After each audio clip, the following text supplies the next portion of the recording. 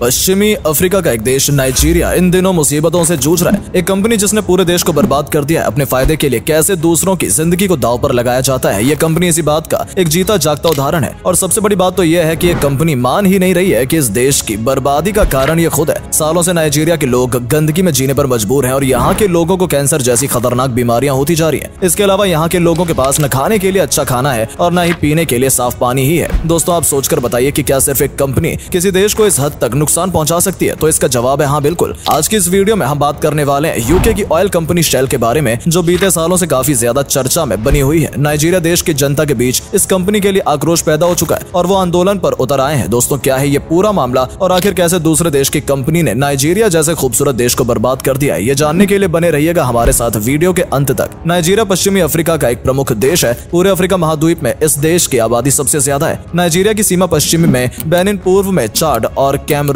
और उत्तर में नाइजीरिया में मिलती है। नाइजीरिया एक समय पर प्राकृतिक संसाधनों से भरपूर एक हरा भरा और खूबसूरत देश था, लेकिन आज जो इसकी हालत हो चुकी है वो आज इसकी पुरानी तस्वीर से जरा मेल नहीं खाती। दोस्तों, आपने भी नाइजीरिया की अगर देश की फोटोज देखी होंगी या उसके बारे में सुना होगा तो उसे खूबसूरत ही पाया होगा, मगर आपको जानकर हैरानी होगी कि नाइजीरिया की असल सच्चाई कुछ और ही है। दरअसल दोस्तों, नाइजीरिया दुनिया के सबसे गंदे देशों की लिस्ट में चौथे नंबर पर आ चुका है। यह देश इतना गंदा और प्रदूषित हो गया है कि कोई अन्य व्यक्ति इन जगहों पर 2 मिनट भी नहीं रुक सकता है। यहाँ की नदियों के पानी में पानी नहीं बल्कि तेल बहता है। यहाँ की खेती करने वाली जमीन पर अब कुछ उगने का नाम ही नहीं ले रहा। यानी खाने के लिए न खाना मिल पा रहा है लोगों को और न ही पीने के लिए पानी। साथ ही यहाँ के लोग साफ हवा को भी तरस रहे। इस देश में तरह तरह की खतरनाक बीमारियां जन्म ले रही हैं, जिसकी वजह से लोगों पर जान का खतरा बना रहता है। इस देश में हर जगह प्रदूषण बुरी तरह फैला हुआ है। कैंसर जैसी खतरनाक बीमारियां यहाँ लोगों के बीच इतनी आम हो गई कि हर तीसरा इंसान इससे जूझते हुए नजर आ रहा है। और दोस्तों, इस सबका जिम्मेदार यहाँ की जनता एक ऑयल कंपनी है जिसका नाम शेल है, उसको ठहरा रही है। 1956 में नाइजीरिया में पर्याप्त तेल भंडार की खोज हुई, जिसे अपना फायदा मानकर दिग्गज ऑयल कंपनी शेल इस देश में व्यापार करने के लिए आकर्षित हुई और नाइजीरिया की सरकार ने इस कंपनी को देश में व्यापार करने की अनुमति भी दे दी और कंपनी की शर्तों को भी मान लिया गया। देश की सरकार और कंपनी मालिक ने सिर्फ अपना भारी मुनाफा देखा। इसके अलावा दोनों में से किसी को न देश का नुकसान दिखाई दिया और न ही यहाँ के रहने वाले लोगों का नुकसान दिखाई दिया। जब से इस कंपनी ने नाइजीरिया में कदम रखा तभी से देश में तेल रिसाव की घटनाएं सामने आने लगी,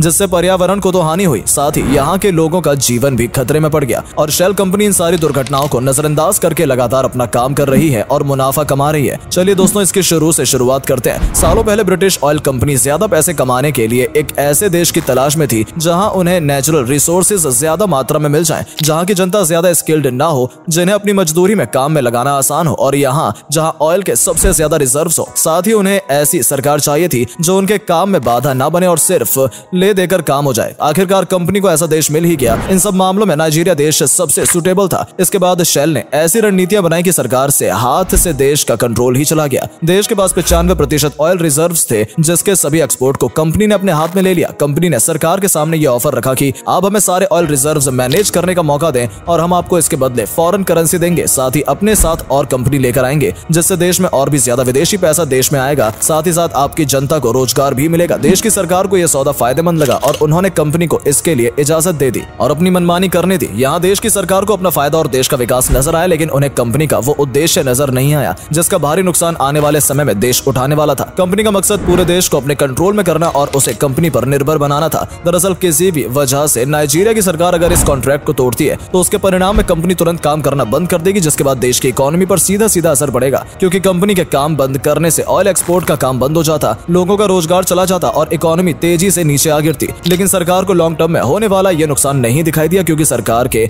ये सब देखने से पहले कंपनी ने नाइजीरिया की सरकार और सारे पॉलिटिशियन को तगड़ी रिश्वत खिला दी थी। कंपनी ने कई बिलियन डॉलर्स इन नेताओं को दिए थे। हालांकि इसका इस्तेमाल देश के विकास और वहां की जनता के भले के लिए होने वाला था, लेकिन ये पैसा कहां गया इस बात का कुछ पता नहीं चला। अब शेल कंपनी नाइजीरिया में एंट्री कर चुकी थी और आधे से ज्यादा ऑयल रिजर्व्स इसके कंट्रोल में थे। 2010 में नाइजीरिया में और भी ऑयल रिजर्व्स खोजे गए। इस खोज की दौरान देश की नदियां दूषित हो गई। इस तरह तेल ही तेल फैल गया और वाटर सप्लाई में ऐसे ऐसे केमिकल घुलने लगे जो कैंसर जैसी खतरनाक बीमारी को पैदा कर रहे थे। देश के सारे वाटर रिसोर्सेज बर्बाद हो चुके थे, क्योंकि ऑयल रिजर्व्स को खोजने वाले केमिकल हर जगह फैल चुके थे। नदियों का पानी इतना दूषित हो गया कि नदियों के सारे जानवर मर गए, न मछलियां बची और न ही पानी वाले कोई दूसरे जानवर बचे, जिससे देश के नागरिकों का फिशिंग का रोजगार भी खत्म हो चुका था। फिशिंग इंडस्ट्री भी बर्बादी के कगार पर पहुंच गई। यहाँ प्रकृति का नुकसान तो हुआ ही, साथ ही इससे जो हार्म इंसानों को पहुंचा वो भी कम नहीं। पहले तो लोगों ने उनका साफ पीने का पानी छीन लिया था, साफ हवा उनसे छीन ली गई और बदले में उन्हें ऐसी ऐसी भयंकर बीमारियां थी जिसका इलाज मिल पाना संभव था। इतना ही नहीं बल्कि ऑयल रिजर्व्स मैनेज और एक्सपोर्ट्स के वक्त कभी कभी किसी लापरवाही से ऑयल लीकेज भी हो जाता था। इससे हुआ ये कि आसपास के जानवर भी मरने लगे थे और साथ ही वो जमीन बंजर होती जाती थी, उस पर कुछ भी उग पाना नामुमकिन हो जाता था। ये सारा हाल देखते हुए नाइजीरिया देश की जनता गुस्से में आ गई और उसका विरोध शेल कंपनी के विरुद्ध शुरू हो गया, जिसके बाद शेल ने एक बार फिर नई स्ट्रेटेजी अपनाई और खुद का बचाव कर लिया। शेल ने यह दर्शाना शुरू कर दिया कि वो पर्यावरण को बेहतर बना रही है, वो प्रकृति के सुधार पर काम कर रही है और उसने अब तक कई जगहों को बेहतर बनाया है। उसने ऐसे कई काम किए जिससे एनवायरमेंट को लाभ पहुंचा है और शेल नाइजीरिया के एनवायरमेंट को सुधारने पर भी काम कर रही है। साथ ही कंपनी के नाइजीरिया देश के कई एनजीओज में भी डोनेशन दिया है और कंपनी एनजीओ को सहयोग कर रही है और चैरिटी का काम कर रही है। शेल कंपनी के कई पॉजिटिव आर्टिकल्स न्यूज़पेपर में छपने लगे थे या कहें कि कंपनी खुद ही अपने आर्टिकल्स छपवा रही थी। दरअसल इस सबके पीछे कंपनी बस अपनी एक अच्छी इमेज दुनिया के सामने पेश करना चाह रही थी, जिससे कोई भी उसके काले कारनामों पर नजर न डाले। कुछ हद तक कंपनी की ये स्ट्रेटजी लोगों पर काम करने लगी और लोग शेल को अच्छा समझने लगे। इसके साथ साथ अगर ऑयल लीकेज होता है तो कंपनी उसके जिम्मेवार नाइजीरिया के लोगों को ही ठहरा देती है। जो लोग इस काम में लगे हुए थे उसी की लापरवाही बताते हुए कंपनी अपने दायित्वों से छूट जाती थी। शेल कंपनी की असलियत सिर्फ नाइजीरिया के लोग जान चुके थे, मगर देश के बाहरी दुनिया में कंपनी की वैल्यू बढ़ती जा रही थी और उसका बिजनेस भी बढ़ता जा रहा था, क्योंकि कंपनी दूसरों को वही दिखा रही थी जिससे उसकी इमेज पर अच्छा असर हो। एक समय पर नाइजीरिया की जनता शेल के खिलाफ पूरी तरह से भड़क उठी थी और सब ने मिलकर कंपनी के साथ देश की सरकार के खिलाफ भी जमकर प्रोटेस्ट किया, जिसमें से जिसने भी वायलेंस प्रोटेस्ट किया उसके खिलाफ सरकार कार्यवाही कर देती थी या जेल में डलवा देती थी। मगर फिर इसी दौरान एक नाम सामने आया, कैनसारो विवा। ये एक समाज सुधारक और एक राइटर थे जिन्होंने इस जंग के लिए नॉन वायलेंस प्रोटेस्ट किया और लोगों को जोड़ना शुरू किया। धीरे धीरे ये प्रोटेस्ट बढ़ता गया और एक बड़ा रूप लेने लगा, जिससे कंपनी की भी मुश्किल बढ़ती जा रही थी। ऐसे में शेल ने खुद को बचाने के लिए इस बार देश की मिलिट्री का सहारा लिया। बताया जाता है कि शेल ने देश की मिलिट्री से मदद मांगी, जिसके बदले उसने एक अच्छी खासी रकम उसे दी थी। ये प्रोटेस्ट काफी लंबा चला था, जिसमें कई लोगों को अपनी जान गंवानी पड़ी थी। कुछ नॉन वायलेंट प्रोटेस्टर जेल में डाल दिए गए थे तो कुछ को मिलिट्री वालों ने इतना मारा कि वो दुनिया छोड़ चुके थे। इस कंपनी के खिलाफ हाई कोर्ट में कुछ केस भी दर्ज हुए थे, जिसका निपटारा भी कंपनी ने ले देकर कर लिया और किसी तरह से छुटकारा पा लिया। कंपनी ऐसी स्ट्रेटजी अपनाती है जिससे कि कोई भी उसके खिलाफ कोई एक्शन नहीं ले पाता और जो भी एक्शन लेता है तो उसे या तो पैसा खिला दिया जाता है या उसे रास्ते से हटा दिया जाता है। वर्तमान समय की बात करें तो दोस्तों, हाल ही में एक खबर सामने आई है कि नाइजीरिया के डेल्टा क्षेत्र में एक अवैध तेल रिफाइनरी साइट में शुक्रवार को जोरदार धमाका हुआ और आग लग गई, जिसमें 10 से ज्यादा लोगों ने अपनी जान गंवाई। फिलहाल इस मामले की कार्रवाई जारी है और असली दोषी अब तक सामने नहीं आया है। मगर ये नाइजीरिया के लिए नई बात नहीं है, क्योंकि इस तरह की घटनाएं यहाँ आए दिन होती रहती हैं। तो दोस्तों, ये थी नाइजीरिया देश और उसमें अपना हक जमाने वाली कंपनी शेल की। दोस्तों, आज भी नाइजीरिया देश शेल की वजह से कई मुसीबतों से जूझ रहा है और कंपनी और जनता के बीच ये जंग अभी भी जारी है। शेल आज भी अपना काम बिना किसी रोक टोक के कर रही है और जनता अभी भी गुस्साई हुई है। न सरकार ही उनकी सुन रही है और न ही कंपनी ही देश छोड़कर जाना चाह रही है। यही वजह है कि देश अब भी गरीब है और इतना प्रदूषित हो चुका है कि दुनिया के सबसे गंदे देशों की लिस्ट में चौथे नंबर पर शामिल है। साथ ही यहाँ अपराध भी बढ़ते जा रहे हैं, क्योंकि जनता अभी प्रोटेस्ट पर ही है। देश की जनता का इतना शोषण हो चुका है कि जनता भी अब खतरनाक होती जा रही है। इन सबका जिम्मेदार आखिर कौन है, आप ही कमेंट करके बताइए और जाते जाते वीडियो को लाइक और शेयर करना बिल्कुल ना भूलें। धन्यवाद।